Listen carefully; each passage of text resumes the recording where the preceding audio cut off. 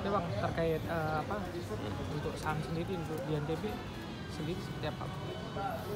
Ya, di 2024 ini ya, walaupun kita ketahui bersama ya, 2024 kan tantangan perekonomian Indonesia kan cukup ini ya, challenging, eh, geopolitik, terus juga ekonomi global ya. Tapi syukurnya kita di NTB di 2024 ini itu masih tetap tumbuh ya 20%, sehingga sekarang jumlah investor pasar modal ya, jadi jumlah investor pasar modal ini termasuk investor saham ya, obligasi, reksadana itu sudah ada di angka 148.000 ya yang berKTP NTB. Nah, sebarannya juga cukup merata, tidak hanya di Kota Mataram saja, tapi sudah mulai merata masuk di Lombok Timur, kemudian juga di Lombok Tengah. Jumlahnya cukup banyak gitu. Didominasi oleh kalangan. Ya, kalau investor di pasar modal ya hampir sama juga dengan data nasional, memang masih banyak didominasi oleh anak muda nih ya, yang kira-kira usia 18 sampai 35 tahun. Nah, kenapa anak muda? Karena memang mereka ini yang paling cepat gitu ya, paling melek teknologi, kemudian juga tingkat keingintahuannya tinggi ya. Jadi di usia itu, dan kalau dari si profesinya itu banyak juga dari kalangan mahasiswa, kemudian juga pegawai swasta. Jadi yang sifatnya itu karyawan yang entry level gitu ya.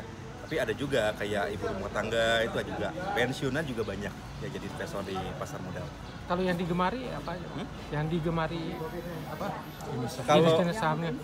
ya memang kalau dari sisi produk itu kadang-kadang berbeda ya antara yang investor yang usia muda dengan investor yang usianya cukup matang nih. Kalau yang sifatnya muda dia lebih suka yang sifatnya atau resikonya lumayan agak tinggi. Contohnya kayak saham itu banyak yang anak muda. Nah, kalau yang usia-usia yang sudah cukup matang, dia biasanya selain return itu juga ini memperhatikan resikonya. Jadi mereka banyak investasi kayak di reksadana, terus juga SBN gitu ya. Nah, jadi kan kemarin beberapa kali kan pemerintah itu mengeluarkan SBN ya, surat berharga negara, ya SBSN, itu tingkat penjualan di NTB juga itu cukup tinggi juga. Jumlah Memang kita pahami ya, saat ini kan kami kan sangat aktif nih edukasi bersentuhan dengan masyarakat di NTB.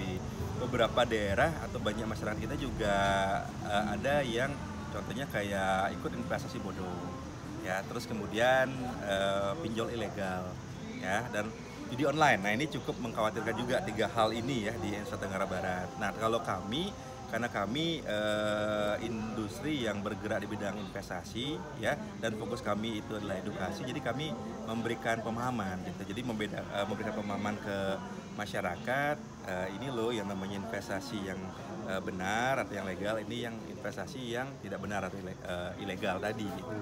Di sana kita kuatkan gitu.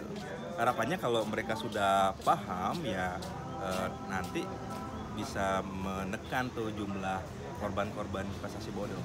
Oke, Bang, terakhir Bang, nilai investasi di pasar modal 2024 dibanding 2023 ada progres atau seperti apa?